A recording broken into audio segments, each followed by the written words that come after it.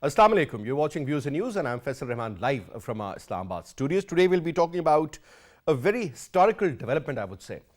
Now, when I heard this story about the government of Pakistan, the government of Pakistan Tehreek-e-Insaf, having talks with the TTP, remember Tehreek-e-Taliban Pakistan, one of the banned outfits, and perhaps they are responsible for thousands and thousands of killings, whether you talk about the soft targets or you talk about the hard targets.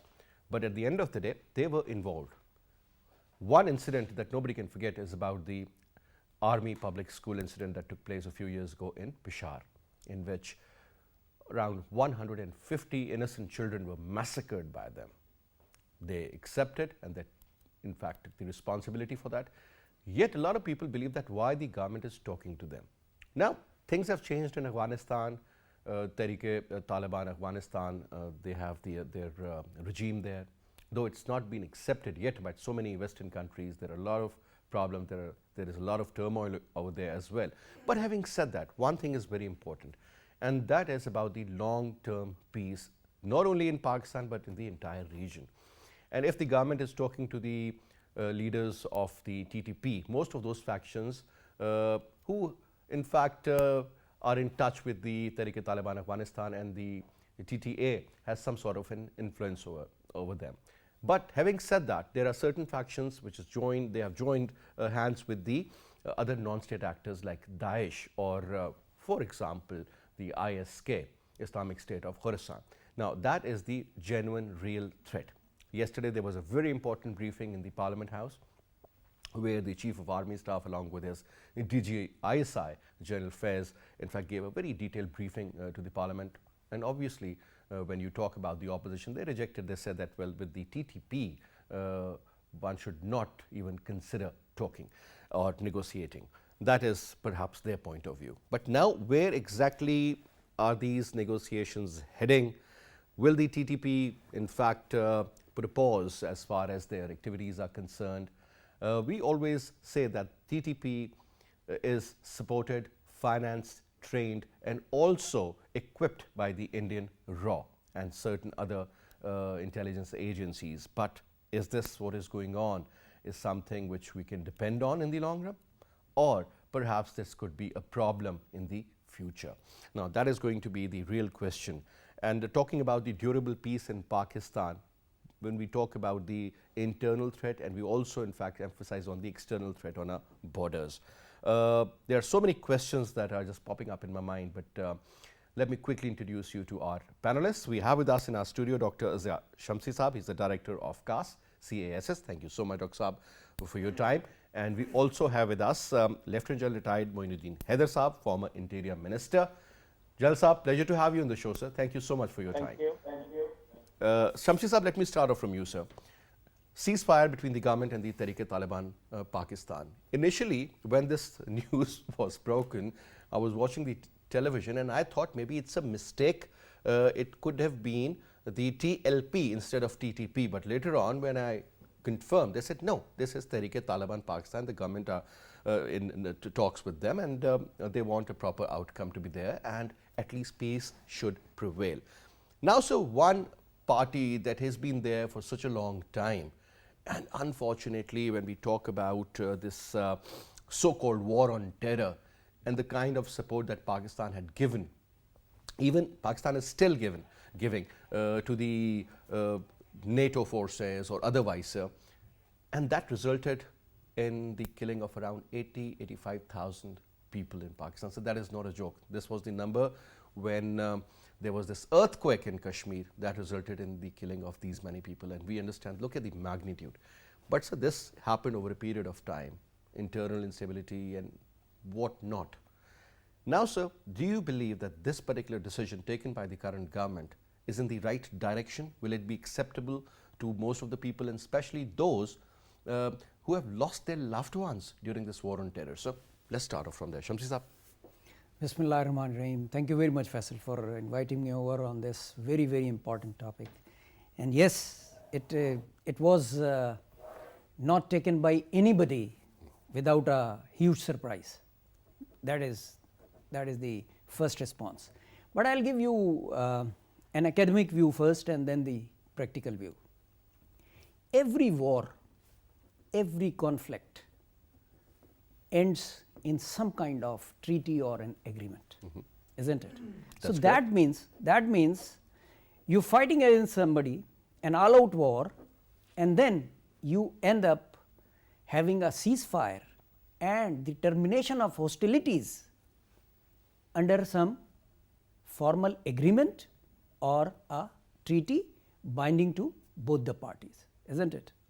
Now come to the situation where a non-state actor has caused lot of harm to the citizens of Pakistan, to the state of Pakistan, and to the structure and the body of Pakistan, because our children were killed, isn't it? Our armed forces were killed, our law enforcement agencies were killed, and the citizens were killed, because there were open hostilities in malls, in mosques, in mandirs, in masjids, everywhere, in schools of course, and in the institutional buildings, the GHQ, the Kamra, universities, Mansehra University, if you remember. Yeah, everywhere. There's a long list. Everywhere. Everywhere. It was a war. It was a war, isn't it? Absolutely. So, I am taking it from that point of view that Pakistan had been on war for last 20 years, and now if a war is coming to an end, should we have an agreement or a treaty with the opposing party or not? I am taking it in that sense. Okay? Americans had an agreement and left. They were also fighting a war against them, against Taliban, whom they had removed themselves some 20 years ago. Therefore, I am viewing it from that angle that if we do not want, let us say, this 85,000 figure to reach 100,000 in next 4 years, what should we do now? We should close all doors on those who have caused these 85,000 lives. Yes, it is not an ideal situation. I am not calling it an ideal situation. It is maybe it is a compromised situation. But states compromise only when they see that their national interests are better met Is in this the compromise. government actually handling this issue from a position of strength? It would appear to you as if not. It would appear to you. But remember, it has been proposed by your neighbors, for whom you have laid lot of sacrifices. That is, incoming government in Afghanistan. They have also suggested, isn't it? Remember Kargil? China was proposing that Pakistan should talk to India instead of having the conflict. Now, Afghanistan, until yesterday you were telling Taliban of Afghanistan that please talk to Americans, isn't it? Now, situation is changing. Now they are in the government, yes, not accepted by all, but de facto government. They have been accepted de factoly. Why? Because they have come under an agreement, through an agreement which was ratified by the UN even. So, de facto they are there, de jure it will be maybe another 6 months, 8 months. How long will you not recognize them? So now if they are suggesting that for a durable peace in the region, we suggest that you talk to them, we will make sure that they do not conduct operations from Afghanistan against Pakistan. Now, that was the first commitment by the Afghan Taliban, that not only for Pakistan, for the entire region. Anywhere, isn't it?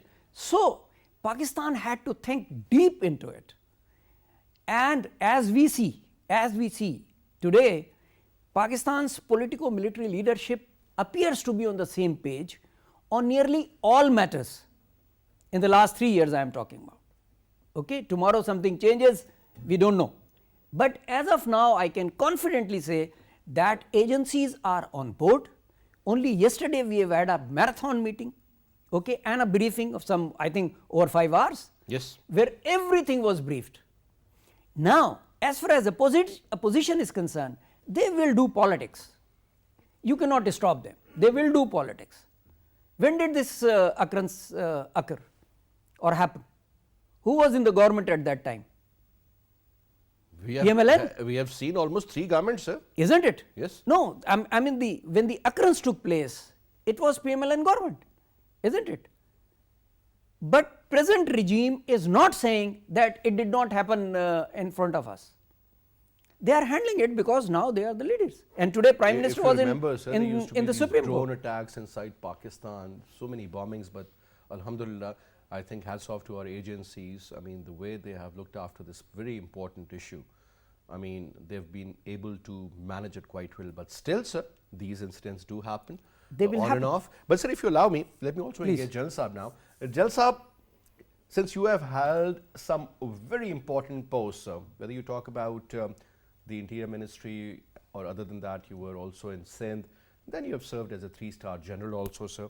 Now, looking at the current scenario, looking at what the development is all about, sir, that talks with the TTP, yes, we do understand that even the Tamil Tigers were approached by the Lankan government, and despite all odds, eventually things are a lot better. This is exactly what we would like to do. But sir, having said that, now TTP, the kind of engagements, the kind of track record, the kind of approach they had adopted earlier, the kind of support they were getting from RAW and elsewhere. I mean, after all that, sir, the government finally decided to talk to them. They have talked to them, and this is what it looks like, that, you know, perhaps the government has finally, they have agreed that, you know, we will forgive them and we'll bring them into the main loop and so on and so forth. But sir, my question again is, what about the families of those 80,000 people? These were the ones who were killed. What about all those who got injured, lost their limbs and so on and so forth, sir? Look at the economic loss that was incurred.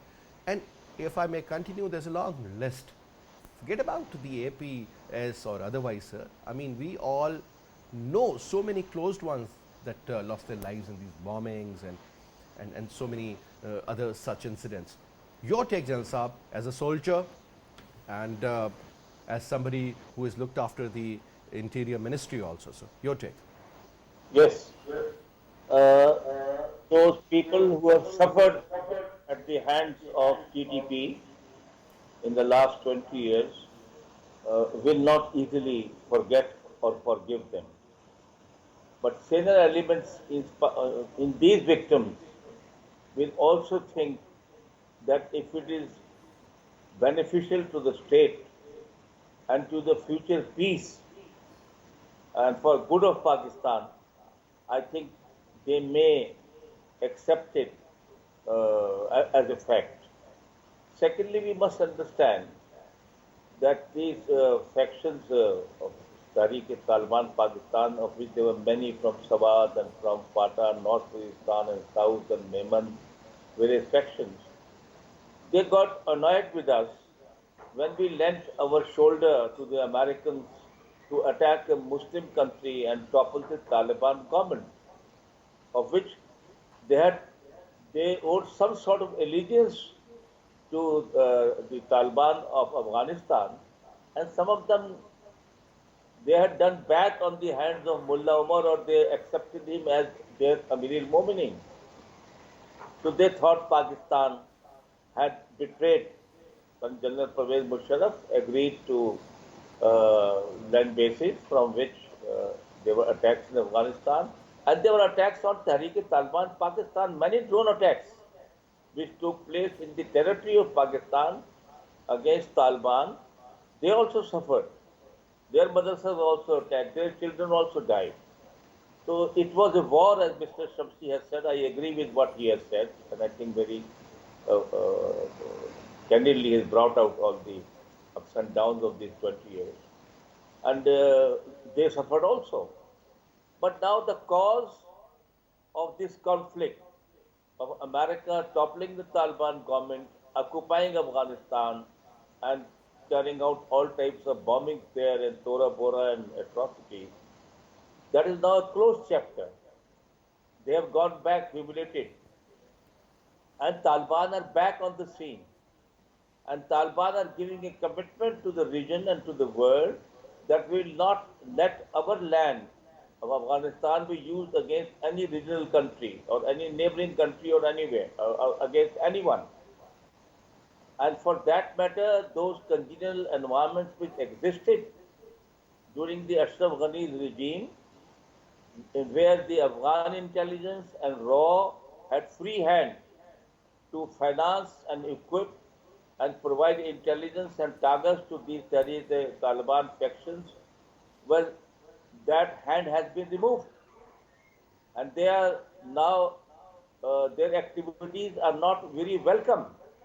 And Afghanistan is suggesting to Pakistan and to Tehrik-e-Taliban Pakistan that we must engage in a dialogue to settle these issues and come to some sort of arrangement and treaty to bring peace in the region.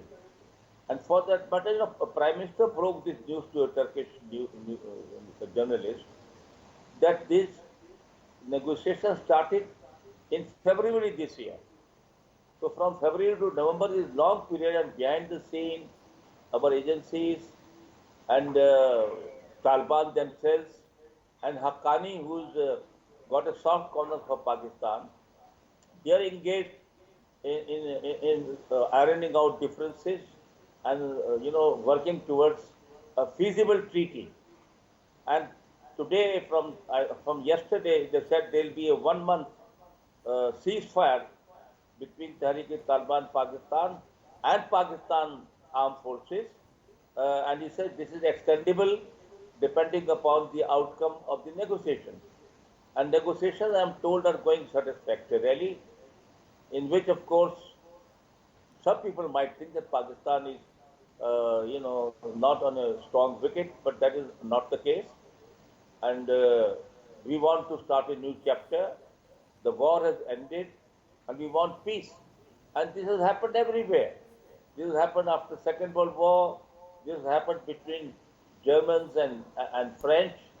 And this has happened between Northern Ireland and between the British government, UK government. Tony Blair rushed on the day that he took oath to Northern Ireland to have dialogue with them, although they were attacking the state of UK. So also we want to start a new chapter, and for that matter, an earlier treaty which has been reached between TLP, Tehrik-e-Labak, many people have not liked it. They thought those policemen who were killed or people's private properties damaged during these dharnas and sit-ins by the Tehrik-e-Labak, they should not go unpunished. But seeing the larger interest of the state and for future peace, if we can bring by a meaningful dialogue in which guarantees are there for both sides. So some people say that Tehrik-e-Taliban Pakistan, Sufi Muhammad and Jaish Muhammad, others, they have never, after signing treaties, they have never accepted it in their heart, and they were still creating mischief and trouble. So in that case, the option of using force remains.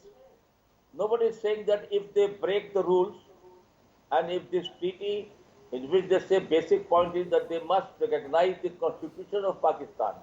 They should not say that there should be an Afghanistan-like government like Sharia, which of course we are on a path of democracy, we have a parliament and we have a constitution.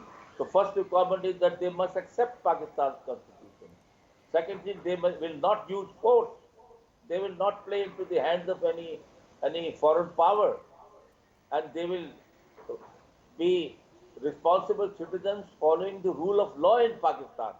So these are the basic points which will be part of these negotiations, and they will be Perhaps guaranteed. what I've understood, Jan Saab, is that what you're saying is that in the larger interest of the country, Yes, perhaps we have- it might we seem have that to this is accept- like not a great decision, but it will prove to be.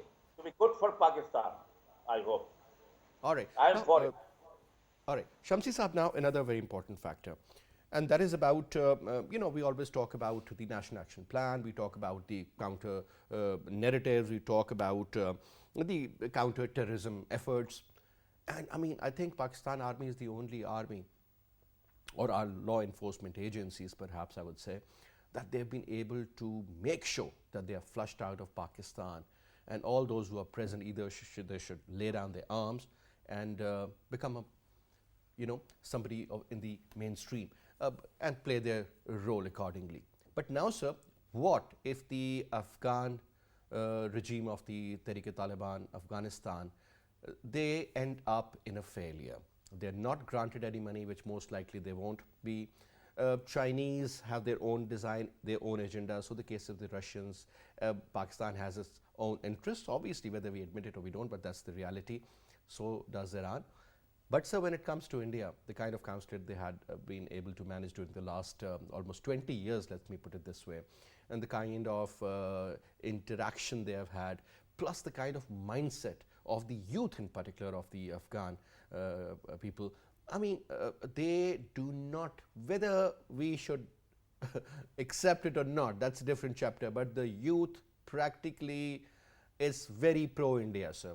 Whether you talk about the music, you talk about cricket, you talk about so many other areas, where you will see their influence. Their military has been trained there. Good, bad or ugly, that's a separate chapter. Their students are going there for scholarships, studying there. So basically, it's the Indian influence that prevails out there on the majority. Taliban, sir, at the end of the day, it's a small faction, though they are in power at the moment. But sir, what if they do not remain in power? What if there is a constant chaos? What if it's a civil war-like situation? What if the Americans and the Indians and Israelis, they end up pushing Daesh, start facilitating them, and they end up, doing whatever they've been doing in Pakistan for that matter, sir? And this is what we are witnessing. Friday sermons, right after that there's a bomb blast, whether in Kunduz or in other areas in the eastern part, or bombings at the airport, or otherwise target killings for that matter, sir. This is going on. And this guerrilla warfare, it's not a joke, sir. Do you think if situation really gets deteriorated inside Afghanistan, the fallout factor is going to be on Pakistan, and this particular deal could get sabotaged? Doesn't matter, Faisal. Doesn't matter at all. Pakistan is an amazing country, and Pakistanis are brilliant people, very sober people, as Dr. Osman says. Why? We have learned to live with this environment for over 4 decades now, with Afghanistan crisis. So we had no other choice. Do we have a choice now? Multiple choices, sir. So we are dealing with them one by one. You talk of India, that Afghans are fan of India. Who is not fan of India? Europe is not fan of India. Middle East is not fan of India. Isn't it? Americans are not fan of India. Doesn't matter. Doesn't matter. Pakistan is 220 million people. Amazing geography, amazing topography, and very hard-working people, and very sober people. And we handle the situation as it comes. Yes, we are not very far-sighted people that we plan next 20 years. That I would agree. But when a situation gets developed, there is no other nation which deals with that situation than the Pakistanis and the Pakistan government, and long live the Pakistan Army, Armed Forces of Pakistan, law enforcement agencies of Pakistan. Inshallah, we will deal with this situation also. Yes, Afghanistan will take time. They had been at war for 40 years, sir, and it is only 15th August. It's not yet 15th November. It's not been more than 3 months as yet. We are in the 4th month, and we want them to establish a proper government, and that to an all-inclusive government. That's what the demand is of the West. Which country has a all-inclusive government? Pakistan has all-inclusive government? Nobody has, sir. Nobody has. Why are we demanding that Taliban should have all-inclusive government? So It's that not possible. peace could prevail, sir. There should Sir, be the peace will come when Afghanistan has a people's representative government. And I think Taliban are representing at this time the people of Afghanistan, isn't it? We need to give them time. We need to give them time. We need to help them. But The world is not helping them at this time. There is a risk of So famine. there is a very clear-cut indication that the world, or the Western world, let me be very specific, they do not want them to be in charge of Afghanistan. Very unfortunate. Whether it's good, bad or ugly, that's what I'm saying, sir. Leave that aside. But only few countries are supporting them, and the regional countries in particular, and Pakistan as a neighbor. But what if they are unable to form a proper government that could deliver results? I mean, the winter is approaching, sir. There is a huge shortage of food. There is a huge shortage of medical facilities. I mean, there are a lot of problems that are brewing up out there. A person cannot feed or manage his family without his salary, isn't it? How do you expect Taliban to manage a war-ravaged country without any money? There is no economy at this time in Afghanistan. They don't have money to run their institutions. They don't have money to feed hospitals. They don't have money to feed people, isn't it? They need money. Their money is stuck all over the world. $9 billion only in America. Western world, the World Bank has refused them any help. So the case is with the IMF. That is unfortunate. So why are we pushing them to the wall? Do we want them to? Because the Western world wants them to fail. If And Western should not be able to deliver. Simple. If Western world wants them to fail, inshallah ta'ala, the regional countries would not want them Then to fail. why Pakistan is going all out for the support of a certain regime which is not at all acceptable to the Western world? Yes, sir, we do understand that the Americans It's they have not the lost choice battle of in the Western Afghanistan. world. It's not the choice of the Western world that Taliban are not acceptable. It is the choice of the Afghan people that Taliban should rule them. And that is why they are there. And Taliban have reached Kabul after having done agreement with the US. If US, in US judgment, if Taliban were not the legitimate ruler of Afghanistan, they should not have done the Doha agreement. They should have continued to fight for another 5 years, and Taliban would have done it. Because there was Now- pressure on the Americans to vacate and leave. So they had no other choice So except to if, talk if to you them. if you have left them in a lurch, leave. Forget it. Leave them alone for some time. Give them their rights, give them their money, and let them rule the government. And if they are unable to govern their people, the people will throw them. How long will Afghan take care of their government which is not delivering? You have a history in KP. KP never repeated a government unless the government delivered, isn't it? This is the first time that the PTI government, yeah. the same is the culture of Afghanistan. They will not bear the Taliban if they do not deliver. And if the Western world wants that Taliban should not deliver and Afghanistan remains in chaos, that is what is being foreseen by Pakistan and the other regional countries. And that is why now Pakistan has decided that we will ask for aid from all over the Muslim world. Now the question is, let me take this point to General Saab. General Saab, what if some other party ends up gathering about, let's say, 15-20,000 people and they end up marching towards Islamabad? Let's suppose JUIF, they have got a lot of street power, and so they come up with certain demands. And at the end of the day, the government says, well, you know, in the larger interest of the country, we have accepted those demands. And, you know, any other religious political party, for example, Jamaat-e-Islami, I mean, these are all registered parties, they contest in the elections. But, sir, having said that, now the point is that tomorrow anybody can get up who has a certain number to show on the streets, and they come out and the demands are met by the government. So this is going to become a ritual. Do you think that is going to be something acceptable for the future governments, or this kind of a precedent that has been set now is going to become a real problem in the future? This TLP, nobody knew about it. Certainly, Khadim Hussain Rizvi Saab came out and we got to know him. He was a great creator and all. And then once he passed away, his son took charge, and he in fact is more hostile as compared to his father. And look what has been happening on the roads, on the motorways. I mean, this is something which we have witnessed and experienced. And how can, I mean, don't you think this is going to be something which is the government on one hand supports, where the people on the other hand, the majority I'm talking about will not. Why not to have a referendum and then go forward, sir? Yes, first of all, going back to your earlier question, the West is certainly not helping Afghanistan, which is extremely unfair that for last 20 years they have devastated Afghanistan and they are not giving them their own money and they are not helping a war-ravaged country which has, after Second World War, they helped Japan, they helped Germany, they helped many places, they made a Marshall Plan to help many countries, but in this case they are not. And they're not wanting an Islamic model.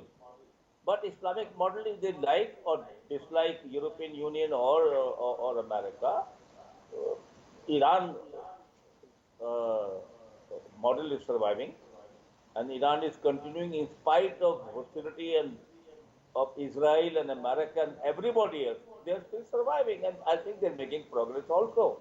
They're having difficulty. Secondly, this question that youth and Indians are very much respected or liked in Afghanistan may not be a 100% true statement because India does not share border with India. We share a cultural, historical, religious, and social background and with Afghanistan spread over centuries. Spread over centuries. Secondly, all trade and all this, now we are allowing them totally free uh, exports to Pakistan. We are in difficulty these days because of a wheat crop last year and sugar shortage. Yet we are helping them, and we are trying to mobilize OIC to get together and bail out a Muslim country on humanitarian ground, not only for reason that they are Muslims, but because they are in trouble. And I hope Pakistan succeeds. Secondly, this problem of people getting up and heading for Islamabad and trying to pressurize the government. They are trying to do that. PDM is trying to do that. Fazlur Rahman is trying to do that, but they have not succeeded because Pakistan is a democratic country, and there are people who have their own opinions and they know who is right and who is trying to do wrong things and who is trying to create anarchy in Pakistan. So there are elections which are not far away. So I think the TLP situation about a fortnight back looked very bleak. I was in Rawalpindi and I know the problem of Islamabad and Faizabad and no movement on TT road. There were lots of problems and situation looked bleak. But of course now it is opened up and I'm quite sure when the whole treaty comes out with the TLP, it will be seen that they will have to adhere also to the rule of law because the option of using force by the state is always there. If somebody breaks the treaty, somebody breaks the negotiated settlement, that option still remains. But if we can remove these hurdles and these pinpricks, and we are giving a chance to these people to come back to normal life, maybe they are also fed up of leaving their homes and being in Afghanistan and can't return to their own homes. When FATA has been merged with KP and things the development is taking place, so they would like to get back and have a peaceful life with their families. And we should not doubt their intentions. But of course, intentions will be seen on the ground once they come here and how they behave. So I am hopeful that this will work out well for Pakistan. And if we can, this TLP and PTP and other factions like this, if we can negotiate and bring peace in Pakistan, it will be good for us. Jalsa, you are pretty positive. I mean, I really appreciate your optimistic point of view. But, sir, when it comes to the durable peace in Pakistan, that particular point, sir, what is the guarantee, sir? Guarantee will be there, I think, in the settlement. And that guarantee will be that they have to, first of all, accept the constitution of Pakistan. Otherwise, before that, they used to say, well, we want a Taliban type of government. We said we cannot do it. So this is non-starter. So there are some basic things which they have to agree to. Only then a agreement will succeed. And if that means if they don't agree to that, then the option of using force always remains. We have already taken back Swat, we have taken back South Waziristan, North Waziristan, we have given blood. We'll again be willing to do that to bring peace to the state and to establish the writ of the state. All right. Now, so when we talk about negotiations, who are we talking to? Shahryar Afridi, Shahryar Massoud? Are we talking to the Sajna group? Are we talking to the Khorasan chapters of Mohammed? Are we dealing with the head of the TTP, son-in-law of the Swat individual, sir?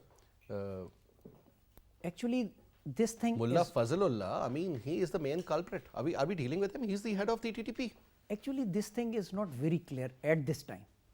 At this time, although the negotiations are going on, as General Saab said, since February, isn't it? Well before 15th August when the Taliban moved in. So behind the door negotiations continue always, because there is no government which shuts the door with those who are likely to create security situation for the state. And if the government upfront is not talking, the agencies are always in contact. So right now there is no representative which is visible at this time. You would see when the Taliban were negotiating with the Americans, it was all Mullah Brother in front, isn't it? Yes. But he is not the Prime Minister or the Supreme Leader, isn't it? So there was somebody behind who had authorized him to talk. He is the Deputy Prime Minister. Yeah. So we at this moment we are not very sure, or we are not very clear, or at least I do not have access to that information, that whom is state talking. So therefore I will not be able to pinpoint that we are talking to them, but there has to be some kind of representation which is being designated by the TTP, and that is why we are using the word TTP and not any individual group. Now, when it comes to the Tehreek-e-Taliban Afghanistan, sir, Mr. Muttaqi is in Pakistan, the first visit in the official capacity. Sir, is it through the TTA that TTP has been engaged, or perhaps it is the military intelligence, or is it the army, or is it the government? Who exactly from our side is handling, sir? Because the briefing was very much in detail, as you say, as you just said, that it was a marathon 5-hour plus session to the parliament, sir. But interestingly, the Prime Minister wasn't there. If you notice, Faisal, Prime Minister is generally not there in these meetings. He was not there in the previous meeting also. He generally chairs the National Security Committee meeting, but he is not there when all other parties and parliamentary leaders are sitting, because he is represented by other ministers. Generally, I have not seen him in any of these meetings. Number one. Number two, your question about whether the government is talking or the agencies. Official stance is that government is talking. My judgment is that agencies initiated the talk with The consent of the government? With the consent of the government. And this is how. And opposition wasn't taken on board, sir? They have all opposed it? I think at that time, why? Because opposition everywhere has something to do with the politics. Government, when it's a national security issue, does not declare everything into open before reaching certain steps. So now I am sure they must have reached A, B, C, and now when the DEF is left, they have declared that we are talking. So as General Sahab also said that we are very hopeful that these talks will succeed, because the state always have the monopoly over violence. So, whenever somebody violates the agreement, state has the power to take them on the task. But chance is always granted, and this is what our mazhab also says, that if your enemy surrenders arm and accepts the legitimacy of the rule of law of the state, then he must be pardoned.